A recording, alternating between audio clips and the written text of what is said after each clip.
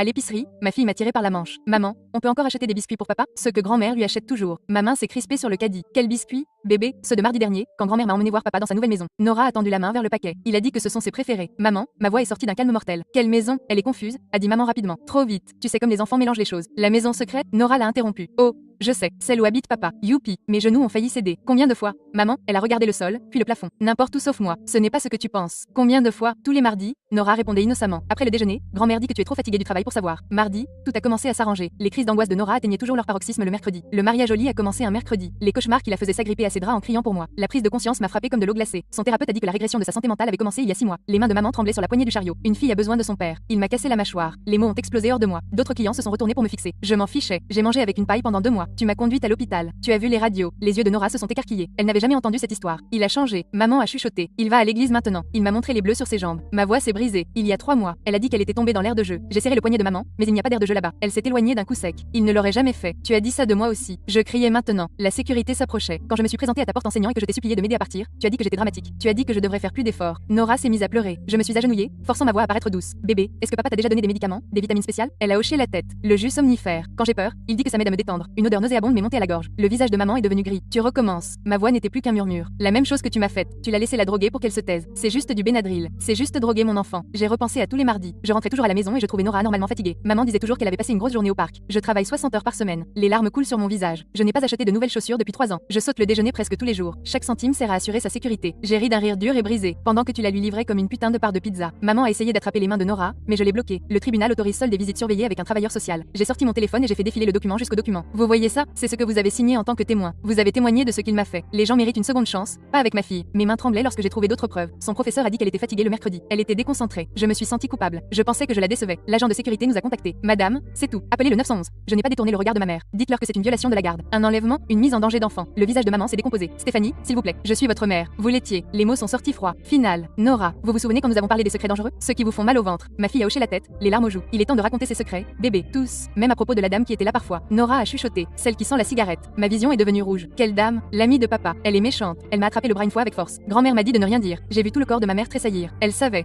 qu'il y avait une autre femme là, sans surveillance avec mon bébé. Grand-mère a dit: tu m'emmènerais si tu la prenais. Nora a murmuré le dernier mot. Elle avait appris à ma fille de 6 ans à me mentir. Elle lui avait fait porter ce poids, cette peur. La police est arrivée alors que je composais un autre numéro. Oui, j'ai besoin des services de protection des adultes. Ma mère semble montrer des signes de démence. Elle emmène un enfant dans des situations dangereuses, incapable de comprendre des documents juridiques. Les yeux de maman se sont écarquillés d'horreur lorsqu'elle a réalisé ce que je faisais. J'ai continué calmement. Elle reçoit peut-être de l'argent de mon ex-mari. Exploitation financière d'une personne âgée vulnérable. Alors qu'ils emmenaient ma mère pour l'interroger, elle s'est retournée une fois. J'ai vu sa bouche. S'il vous plaît. Je me suis détournée. Elle pensait que c'était le pire moment de sa vie, mais elle n'avait aucune idée de ce qui allait arriver.